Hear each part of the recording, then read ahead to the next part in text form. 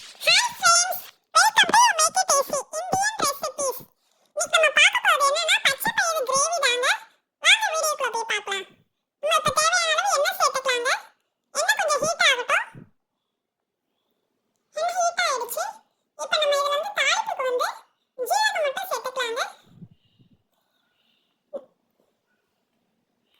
ஜீரகம் எல்லாம் நமக்கு வந்து பொரிஞ்சு வரட்டுங்க. நம்ம அதுக்கு வந்து பூண்டு சின்ன சின்னதா கட் பண்ணி எடுத்துக்கலாங்க. ரெண்டு பச்சை மிளகாய் நான் கீறி போட்டுருக்கேன். இதுல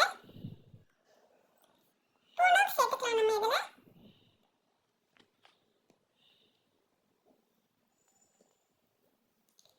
இது நல்லா வதக்கி எடுத்துக்கலாங்க. மீடியம் ஃப்ளேம்ல வச்சு நமக்கு வந்து கலர் மாறக்கூடாது, ஆனா வாசனையும் நல்லா இருக்கும். அந்த ஃப்ளேவர் வர மாதிரி நல்லா வதக்கி எடுத்துக்கலாம். இப்போ பொடியா நறுக்குன வெங்காயமும் இதுல நம்ம சேர்த்துக்கலாங்க. நான் வெங்காயம் வந்து 2 எடுத்துருக்கேன், தக்காளி பழம் வந்து 4 எடுத்துருக்கேங்க. சின்ன பழத்தினால நீங்க பெரிய வெங்காயமா இருந்தா 1 எடுத்துக்கங்க, தக்காளி 2 எடுத்துக்கங்க. 2 டபுளா எடுத்துக்கணும். வெங்காயம் ஒரு பங்கு எடுத்து தக்காளி 2 பங்கு எடுத்துக்கலாங்க.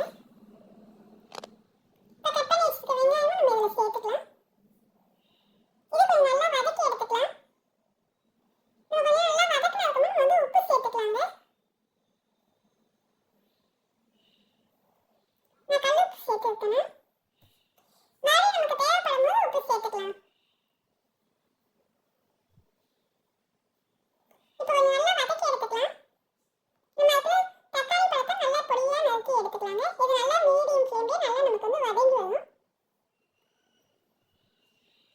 நமக்கு வந்து கலர் மாறக்கூடாது, அந்த அளவுக்கு வெங்காயம் வந்து நல்லா பொன்னிறமாக செவந்து வரணுங்க. அந்த பிங்கிஷாக வருது பார்த்தீங்களா, வெங்காயம் நல்லா ஸ்வீட்டாக ஆகுங்க. இந்த மாதிரி மீடியம் ஃப்ளேமில் வச்சு வதக்கும் போது இந்த கிரேவிக்கு அப்படி இருந்தால் நல்லா டேஸ்ட் கொடுக்கும். இன்னும் கொஞ்சம் நம்ம நல்லா வதக்கி எடுத்துக்கலாம் வெங்காயத்தை. ஏன்னா அடி பிடிக்கக்கூடாது, அதனால் அப்பப்போ கொஞ்சம் கொஞ்சம் வதக்கி விட்டுட்டே இருக்கலாங்க. வதக்கிட்டே இருக்கும்போது என்ன நல்லா இருக்கும் கிரேவி. தக்காளி இப்போ கட் பண்ணி வச்சு சேர்த்துக்கலாம். மாதிரி கொஞ்சம் தக்காளி நான் வதக்கி சேர்த்துக்குவேன். 4 தக்காளி பழமாக எடுத்துருக்கேன். இதுவும் போட்டு நம்ம நல்லா வதக்கி எடுத்துக்கலாங்க. நான் மீடியம் ஃப்ளேமில் வச்சு தான் வதக்கிட்டு இருக்கேன். நான் வந்து ஏன்னா அடி பிடிக்கக்கூடாது, கலர் மாறக்கூடாது நமக்கு வந்து.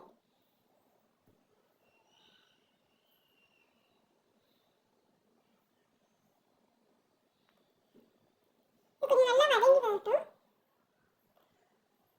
நான் பச்சை பயிறு வந்து 1.5 கப் எடுத்துருக்கேன். 1.5 கப் எடுத்து தண்ணியில் நல்லா 3லேருந்து 4 வகை வந்து ஊற வச்சு எடுத்துருக்கேங்க. நல்லா அலசிட்டு 3 விசில் வச்சு நம்ம எடுத்துக்கலாங்க. நான் 1.5 கப்புக்கு 3 கப் தண்ணி சேர்த்து 2லேருந்து 3 விசில் வச்சாலே போதும். நமக்கு வந்து பருப்பு வந்து நமக்கு குறையக்கூடாது, ஆனால் வெந்து இருக்கணும். கையில் எடுத்தால் நல்லா மசியணும். பார்க்கும்போது நல்லா முழுசு முழுசாக இருக்கணும். அந்த அளவுக்கு நம்ம வேக வச்சு எடுத்துக்கலாங்க. தக்காளி கொஞ்சம் நல்லா வதக்கி விட்டுக்கலாங்க. பார்த்தீங்கன்னா நல்லா வதங்கி வருது தக்காளி.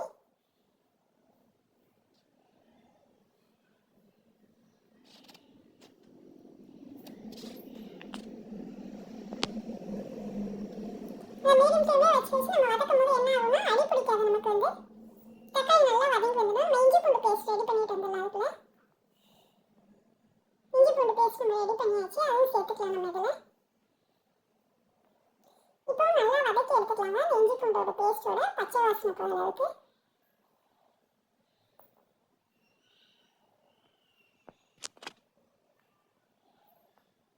அடி பிடிக்காத அளவு நம்ம வதக்கி விட்டுக்கிட்டே தாங்க இருக்கணும். இப்போ மிளகாய் தூள் நான் சேர்த்துருக்கேங்க.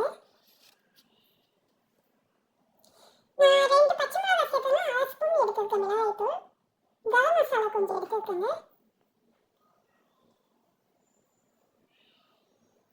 கொஞ்சோண்டு சக்கரை நம்ம சேர்த்துக்கலாம். ஸ்வீட்னஸ் கொடுக்கும் நமக்கு கிரேவிக்கு. கலரும் நமக்கு வந்து நல்லா இருக்குங்க பார்க்கும்போது சக்கரை சேர்க்கும் போது. இது நல்லா கைவிடாமல் கலந்துக்கலாங்க. கிரேவி நல்லா திக்காக வருது பார்த்தீங்களா. அந்த மசாலா எல்லாம் ஒன்று போல கலந்து வந்துட்டுருக்கு. தக்காளி நல்லா மசிஞ்சு வந்துடுங்க நமக்கு இப்படி பண்ணும்போது.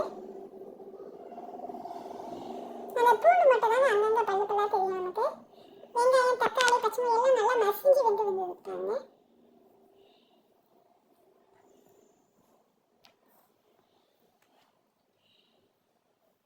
இது சப்பாத்திக்கு ரொம்ப நல்லா இருக்கும் இந்த கிரேவி.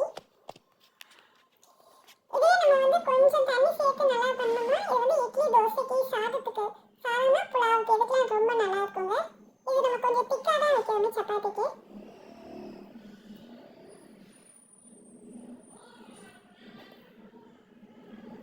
நல்லா வதக்கி எடுத்துக்கலாம்.